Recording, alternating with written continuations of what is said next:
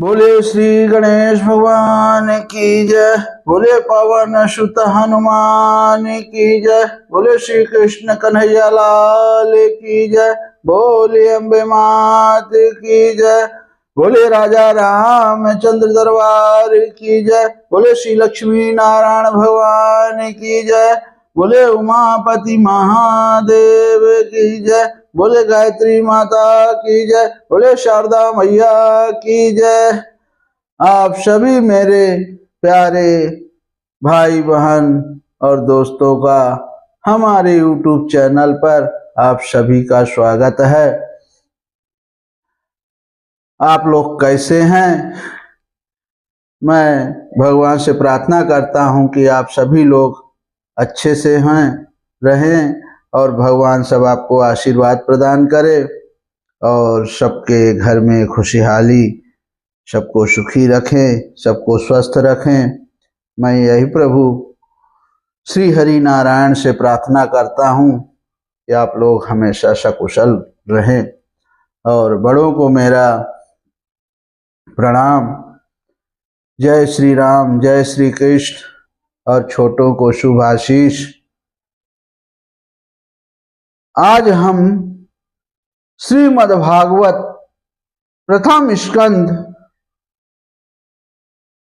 अथ चतुर्थो अध्याय का कथा सुनाएंगे। महर्षि व्यास का असंतोष। आज का जो चैप्टर है महर्षि व्यास का असंतोष। हमारा पीछे के पाठ में आप लोग सुने, बहुत अच्छा पाठ चला है कि भगवान के अवतारों का वर्णन, श्री हरि के कितने अवतार हुए हैं, कौन कौन से अवतार हुए थे, वो मैंने आपको हमारे पीछे के कथा में सुनाया है। तो जो सभी उनके अवतार कौन कहाँ कब हुआ वो सब मैंने पीछे के भाग में आपको बताया है। आप लोग जरूर सुने होंगे। जो भाई बहन नहीं सुने होंगे वो जरूर सुन लेना, क्योंकि सभी अवतार आप लोग को मालूम नहीं है। श्री हरि नारायण के 24 अवतार प्रसिद्ध हैं। वो मैंने 24 अवतारों के नाम बताए, तो आप लोग सुने नहीं सुने होंगे तो पीछे के पाठ में आप लोग जरूर सुन लेना। आज हम महर्षि व्यास का असंतोष। व्यास कहते हैं, इस दीर्घकालीन सत्र में सम्मिलित हुए मुनियों में विद्या वयोवृद्ध कुलपति ऋग्वेदी शौनक जी ने सूत जी को पूर्वोक्त बात सुनकर उनकी प्रशंसा की और कहा। क्या कह रहे हैं? शौनक जी बोले, सूत जी, आप वक्ताओं में श्रेष्ठ हैं तथा बड़े भाग्यशाली हैं। जो कथा भगवान श्री सुखदेव जी ने कही थी वही भगवान की पूर्णमयी कथा कृपा करके आप हमें सुनाइए। वह कथा किस युग में, किस स्थान पर और किस कारण से हुई थी? मुनिवर श्री कृष्ण द्वैपायन ने किसको प्रेरणा से इस परमहंसों की संहिता का निर्माण किया था?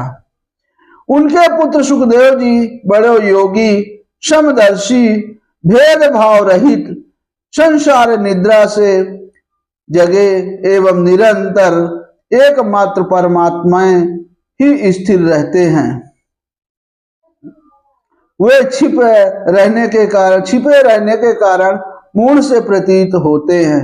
व्यास जी जब सन्यास के लिए वन की ओर जाते हुए अपने पुत्र का पीछा कर रहे थे, उस समय जल में स्नान करने वाली स्त्रियों ने नंगे सुखदेव को देखकर तो वस्त्र धारण नहीं किया, परंतु बहुत अच्छी कथा है, आप लोग जरूर पूरी कथा श्रवण किया करें। ऐसी कथा आपको नहीं मिलेगी। इसके लिए आप लोग कथा जरूर सुने। सुखदेव को देखकर तो वस्त्र धारण नहीं किया, परंतु वस्त्र पहने हुए व्यास जी को देखकर लज्जा से कपड़े पहन लिए थे। इस आचार्य को देखकर जब व्यास जी ने उन स्त्रियों से इसका कारण पूछा, तब उन्होंने उत्तर दिया कि आपकी दृष्टि में तो अभी स्त्री पुरुष का भेद बना हुआ है, परंतु आपके पुत्र की शुद्ध दृष्टि में यह भेद नहीं है। कुरजांगल देश में पहुंचकर हस्तिनापुर में वे पागल, गूंगे तथा जड़ के समान विचरते होंगे। नगर वासियों ने उन्हें कैसे पहचाना?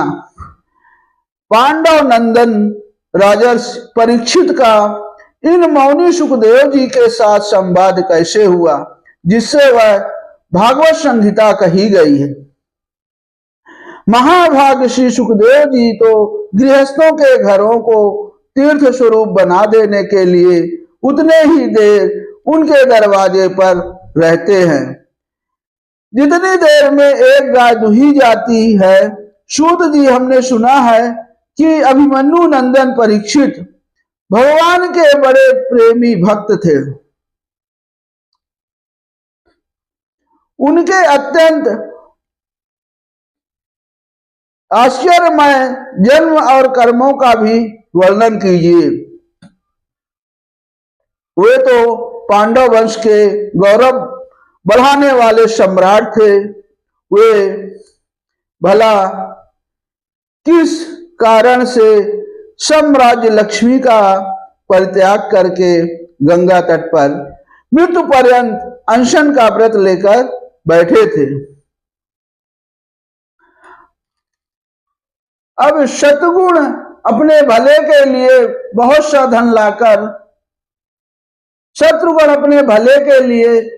धन लाकर उनके चरण रखने की चौकी को नमस्कार करते थे। वे एक वीर युवक थे। उन्होंने उस दुस्तज्य लक्ष्मी को अपने प्राणों के साथ भला क्यों त्याग देने की इच्छा की? अब जिन लोगों का जीवन भगवान के आश्रित है, वे तो संसार के परम कल्याण, अभ्युदय और समृद्धि के लिए ही जीवन धारण करते हैं।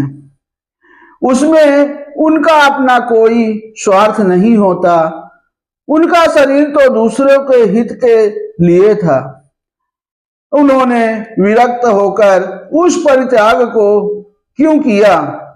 उसका परित्याग क्यों किया? वेदवाणी को छोड़कर अन्य समस्त शास्त्रों के आप पारदर्शी विद्वान हैं।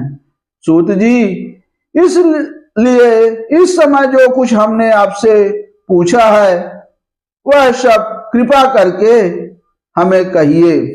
अब सूत जी ने कहा, इस वर्तमान चतुर्युग के तीसरे युग द्वापर में महर्षि पाराशर के द्वारा वसु कन्या सत्यवती के गर्भ से भगवान के कलावतार योगी राज व्यास जी का जन्म हुआ। एक दिन वे सूर्योदय के समय सरस्वती के पवित्र जल में स्नान आदि करके एकांत पवित्र स्थान पर बैठे हुए थे। महर्षि भूत और भविष्य को जानते थे। उनकी दृष्टि अचूक थी। उन्होंने देखा कि जिसको लोग जान नहीं पाते, ऐसे समय के फेर से प्रत्येक युग में धर्म संकरता और उसके प्रभाव से भौतिक वस्तुओं की भी शक्ति का ह्रास होता रहता है। संसार के लोग श्रद्धाहीन और शक्ति रहित हो जाते हैं। उनकी बुद्धि कर्तव्य का ठीक ठाक निर्णय नहीं कर पाती और आयु भी कम हो जाती है। लोगों की इस भाग्यहीनता को देखकर उन मनुष्य ने अपनी दिव्य दृष्टि से समस्त वर्णों और आश्रमों का हित कैसे हो, इस पर विचार किया।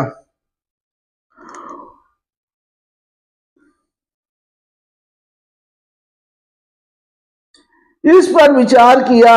उन्होंने सोचा कि वेदोक्त चातुर्होत कर्म लोगों का हृदय शुद्ध करने वाला है।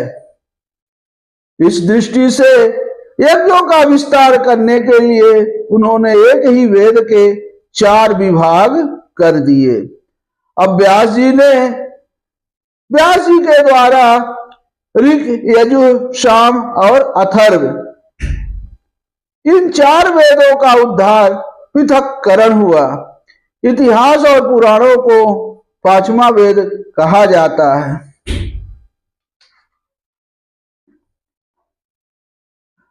आप सूर्य की भांति तीनों लोकों में भ्रमण करते रहते हैं और योग बल से प्राण बल के समान सबके भीतर रहकर अंतःकरणों के साक्षी भी हैं।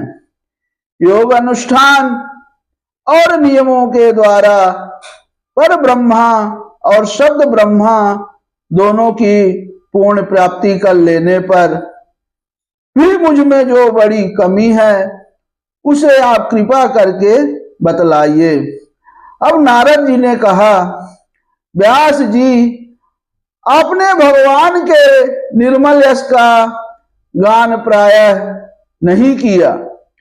मेरी ऐसी मान्यता है कि जिससे भगवान संतुष्ट नहीं होते वह शास्त्र या ज्ञान अधूरा है। आपने धर्म आदि पुरुषार्थ का जैसा निरूपण किया है, भगवान श्री कृष्ण की महिमा का वैसा निरूपण नहीं किया। जिस वाणी से चाहे वह रस, भाव, अलंकार आदि से युक्त ही क्यों ना हो, जगत को पवित्र करने वाली भगवान श्री कृष्ण के यश का कभी गान नहीं होता। वह तो कौओं के लिए उछिट फेंकने के स्थान के समान अपवित्र मानी जाती है। मानसरोवर के कमनीय कमल वन में विहरने वाले हंसों की भांति ब्रह्मा धाम में विहार करने वाले भगवान चरणारविंदाश्रित परम हंस भक्त कभी उसमें रमण नहीं करते।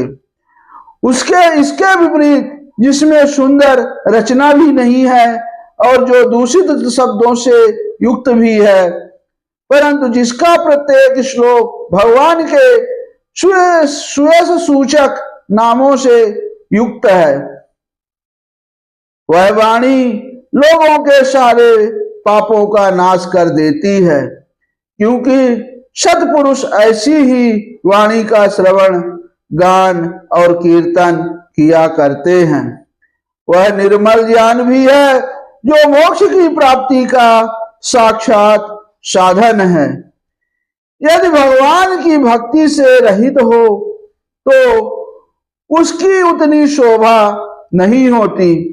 फिर जो साधन और सिद्धि दोनों ही दशाओं में सदा ही अमंगल रूप है, वह काम्य कर्म और जो भगवान को अर्पण नहीं किया गया है, ऐसा अहेतुक यानी निष्काम कर्म भी कैसे सुशोभित हो सकता है। महाभाग व्यास जी, आपकी दृष्टि अमोघ है, आपकी कीर्ति पवित्र है, आप सत्यपरायण एवं दृढ़ व्रत हैं। इसलिए अब आप संपूर्ण जीवों को बंधन से मुक्त करने के लिए समाधि के द्वारा अचिंत्य शक्ति भगवान की लीलाओं का स्मरण कीजिए। अब जो मनुष्य भगवान की लीला के अतिरिक्त और कुछ कहने की इच्छा करता है, वह उसे इच्छा से ही निर्मित अनेक नाम और रूप के चक्कर में पड़ जाता है। उसकी बुद्धि भेदभाव से भर जाती है। जैसे हवा के झकोरों से डगमगाती हुई डोंगी को कहीं भी ठहरने का ठौर नहीं मिलता, वैसे ही उसकी चंचल बुद्धि कहीं भी स्थिर नहीं हो पाती। संसारी लोग स्वभाव से ही विषयों में फंसे हुए हैं। धर्म के नाम पर आपने उन्हें निंदित यानी पशु हिंसा युक्त सकाम कर्म करने की भी आज्ञा दे दी है। यह बहुत ही उल्टी बात हुई, क्योंकि मूर्ख लोग आपके वचनों से पूर्वोक्त निंदित कर्म को ही धर्म मानकर यही मुख्य धर्म है ऐसा निश्चय करके उसका निषेध करने वाले वचनों को ठीक नहीं मानते। भगवान अनंत हैं। कोई विचारवान ज्ञानी पुरुष ही संसार की ओर से निर्वृत्त होकर उनके स्वरूप भूत परमानंद का अनुभव कर सकता है। अतः जो लोग पारमार्थिक बुद्धि से रहित हैं और गुणों के द्वारा नचाए जा रहे हैं, उनके कल्याण के लिए ही आप भगवान की लीलाओं का सर्वसाधारण के हित की दृष्टि से वर्णन कीजिए। जो मनुष्य अपने धर्म का परित्याग करके भगवान के चरण कमलों का भजन सेवन करता है, भजन परिपक्व हो जाने पर तो बात ही क्या है। यदि इससे पूर्व ही उसका भजन छूट जाए तो क्या भी उसका कोई अमंगल हो सकता है। परंतु जो भगवान का भजन नहीं करते और केवल स्वधर्म का पालन करते हैं, उन्हें कौन सा लाभ मिलता है। बुद्धिमान मनुष्य को चाहिए कि वह उसी वस्तु की प्राप्ति के लिए प्रयत्न करे जो तिनके से लेकर ब्रह्म पर्यंत समस्त ऊंची नीची योनियों में कर्मों के फलस्वरूप आने जाने पर भी स्वयं प्राप्त नहीं होती। संसार के विषय सुख तो जैसे बिना चेष्टा के दुख मिलते हैं, वैसे ही कर्म के फलस्वरूप में अचिंत गति समय के फेर से सबको सर्वत्र स्वभाव से ही मिल जाते हैं। व्यास जी जो भगवान श्री कृष्ण के चरणारविंद का सेवक है, वह भजन ना करने वाले कर्मी मनुष्यों के समान दैवात कभी बुरा भाव हो जाने पर भी जन्म मृत्युमय संसार में नहीं आता। वह भगवान के चरण कमलों के आलिंगन का स्मरण करके फिर उसे छोड़ना नहीं चाहता। उसे रस का चस्का जो लग चुका है, जिनसे जगत की उत्पत्ति स्थित और प्रलय होते हैं, वे भगवान ही इस विश्व के रूप में भी हैं। ऐसा होने पर भी वे इससे विलक्षण हैं। अब इस बात को आप स्वयं जानते हैं, तथापि मैंने आपको संकेत मात्र कर दिया है। व्यास जी आपकी दृष्टि अमोघ है। आप इस बात को जानिए कि आप पुरुषोत्तम भगवान के कलावतार हैं। आपने अजन्मा होकर भी जगत के कल्याण के लिए जन्म ग्रहण किया है, इसलिए आप विशेष रूप से भगवान की लीलाओं का कीर्तन कीजिए। विद्वानों ने इस बात का निरूपण किया है कि मनुष्य की तपस्या, वेदाध्ययन, यज्ञानुष्ठान, स्वाध्याय, ज्ञान और दान का एकमात्र प्रयोजन यही है कि पुण्य कीर्ति श्री कृष्ण के गुणों और लीलाओं का वर्णन किया जाए। मुने, पिछले कल्प में आपके पूर्व जीवन में मैं वेदवादी ब्राह्मणों की एक दासी का लड़का था। वे योगी वर्षा ऋतु में एक स्थान पर चतुर्मास्य कर रहे थे। बचपन में ही मैं उनकी सेवा में नियुक्त कर दिया गया था। मैं यद्यप बालक था, फिर भी किसी प्रकार की चंचलता नहीं करता था, जितेंद्रिय था, खेल कूद से दूर रहता था और आज्ञानुसार उनकी सेवा करता था। मैं बोलता भी बहुत कम था। मेरे इस शील स्वभाव को देखकर समदर्शी मुनियों ने मुझे सेवक पर अत्यंत अनुग्रह किया। उनकी अनुमति प्राप्त करके बर्तनों में लगा हुआ प्रसाद मैं एक बार खा लिया करता था। इससे मेरे सारे पाप धुल गए। इसी प्रकार उनकी सेवा करते करते मेरा हृदय शुद्ध हो गया और वे लोग जैसा भजन पूजन करते थे उसी में मेरी भी रुचि हो गई। प्यारे व्यास जी, उस सत्संग में उन लीला गान परायण महात्माओं के अनुग्रह से मैं प्रतिदिन श्री कृष्ण की मनोहर कथाएं सुना करता। श्रद्धा पूर्वक एक एक पद श्रवण करते करते प्रिय कीर्ति भगवान में मेरी रुचि हो गई। महामुने, जब भगवान में मेरी रुचि हो गई तब उन मनोहर कीर्ति प्रभु में मेरी बुद्धि भी निश्चल हो गई। उस बुद्धि से मैं इस संपूर्ण सत और असत रूप जगत को अपने पार ब्रह्म स्वरूप आत्मा में माया से कल्पित देखने लगा। इस प्रकार शरद और वर्षा, इन दोनों ऋतुओं में तीनों समय उन महात्मा मुनियों के श्री हरि के निर्मल यश का संकीर्तन किया और मैं प्रेम से प्रत्येक बात सुनता रहा। अब चित्त के रजोगुण और तमोगुण को नाश करने वाली भक्ति का मेरे हृदय में प्रादुर्भाव हो गया। मैं उनका बड़ा ही अनुरागी था, विनयी था। उन लोगों की सेवा से मेरे पाप नष्ट हो चुके थे। मेरे हृदय में श्रद्धा थी, इंद्रियों में संयम था एवं शरीर, वाणी और मन से मैं उनका आज्ञाकारी था।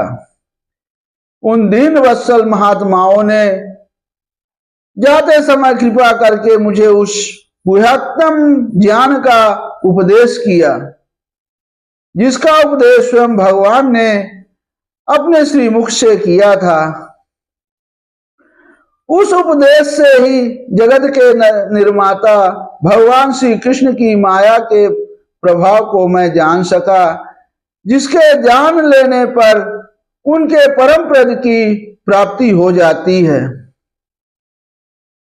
सत्य संकल्प व्यास जी, पुरुषोत्तम भगवान श्री कृष्ण के प्रति समस्त कर्मों को समर्पित कर देना ही संसार के तीनों तापों की एकमात्र औषधि है। यह बात मैंने आपको बतला दी। प्राणियों को जिस पदार्थ के सेवन से जो रोग हो जाता है, वही पदार्थ चिकित्सा विधि के अनुसार प्रयोग करने पर क्या उसे रोग को दूर नहीं करता। इसी प्रकार यद्यपि सभी कर्म मनुष्यों को जन्म मृत्यु संसार के चक्र में डालने वाले हैं, तथा जब वे भगवान को समर्पित कर दिए जाते हैं तब उनका कर्मपना ही नष्ट हो जाता है। इस लोक में जो शास्त्र विहित कर्म भगवान की प्रसन्नता के लिए किए जाते हैं, उन्हीं से पराभक्ति युक्त ज्ञान की प्राप्ति होती है। उस भगवद अर्थ कर्म के मार्ग में भगवान के आज्ञानुसार आचरण करते हुए लोग बार बार भगवान श्री कृष्ण के गुण और नामों का संकीर्तन तथा स्मरण करते हैं। प्रभु, आप भगवान श्री वासुदेव को नमस्कार है। हम आपका ध्यान करते हैं। प्रद्युम्न, अनिरुद्ध और संकर्षण को भी नमस्कार है।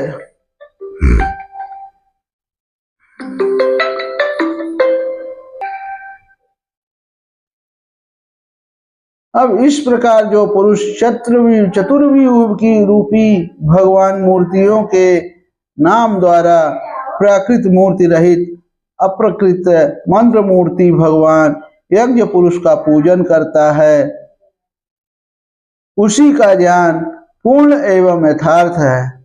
ब्राह्मण, जब मैंने भगवान की आज्ञा का इस प्रकार पालन किया, तब इसी बात को जानकर भगवान श्री कृष्ण ने मुझे आत्मज्ञान, ऐश्वर्य और अपनी भाव रूपा प्रेम भक्ति का दान किया। व्यास जी, आपका ज्ञान पूर्ण है। आप भगवान की ही कीर्ति का, उनकी प्रेममयी लीला का वर्णन कीजिए।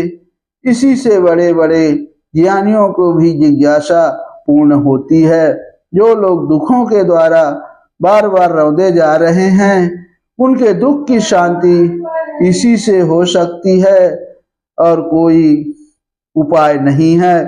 इस श्रीमद् भागवते महापुराणे पारमहंस्याम संहितायां प्रथम स्कंधे व्यास नारद संवादे पंचमोध्याय समाप्त। बोले श्री कृष्ण कन्हैया लाल की जय।